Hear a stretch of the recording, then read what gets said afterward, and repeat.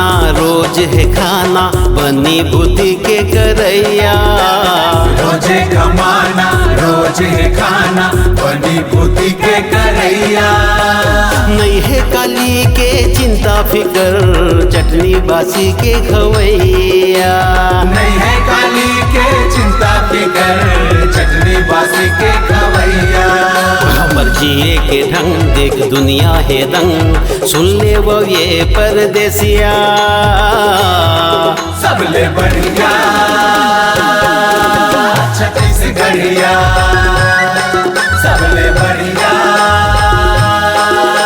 छत्तीसगढ़िया। सबले बढ़िया छत्तीसगढ़िया।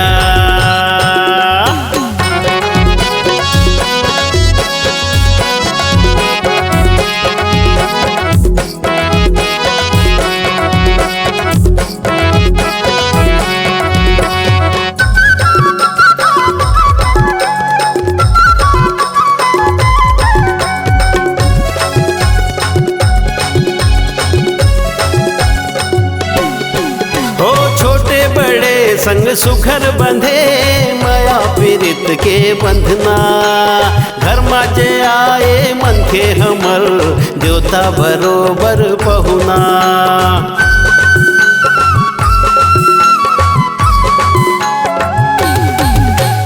छोटे बड़े संग सुखर बंधे माया पीरित के बंधना, घर माजे आए मन के हमर देवता बरोबर पहुना।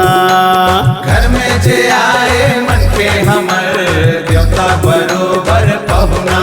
हमन धन के गरीब मन के धनी, माया दया के रखैया। सबले बढ़िया छत्तीसगढ़िया, सबले बढ़िया छत्तीसगढ़िया। सबले बढ़िया छत्तीसगढ़िया।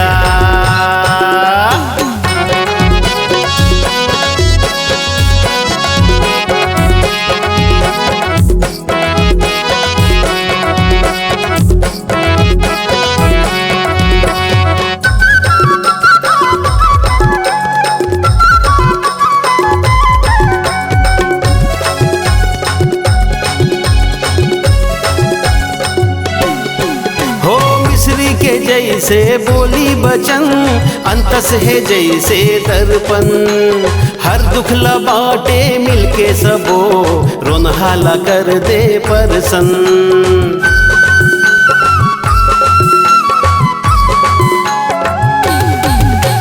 मिस्री के जैसे बोली बचन, अंतस है जैसे दर्पण।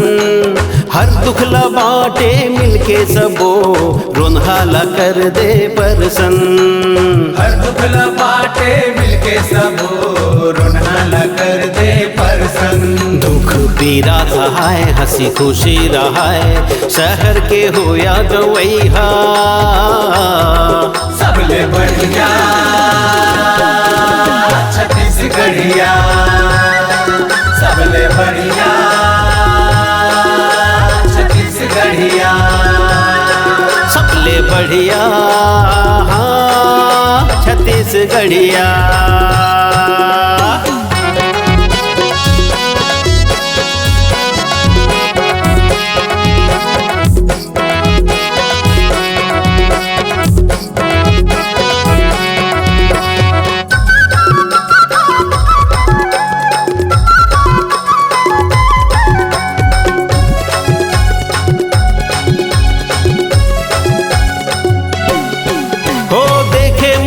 मन सीधा साधा कभू नहीं करन झगड़ा, आखी देखाए बैरी कोनो ओखर बरहन खतरा।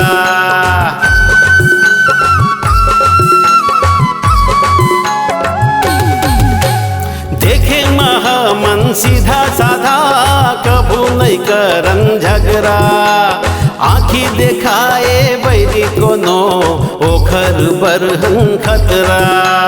आखी देखाए बैरी कोनो कर बरहन खतरा।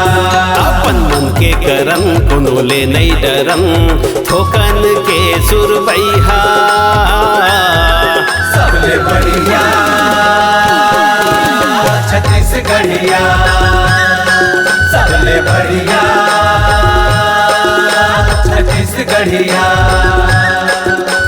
रोजे कमाना रोज है खाना, बनी बुद्धि के करैया। रोजे कमाना रोज है खाना, बनी बुद्धि के करैया। नहीं है काली के चिंता फिकर, चटनी बासी के खवैया। नहीं है काली के चिंता फिकर, चटनी बासी के खवैया। हम जिए के ढंग देख दुनिया है दंग, हमर जिए के ढंग देख दुनिया है दंग। सुन ले वो ये परदेसिया, सबले बढ़िया छत्तीसगढ़िया, सबले बढ़िया छत्तीसगढ़िया, सबले बढ़िया छत्तीसगढ़िया, सबले बढ़िया छत्तीसगढ़िया।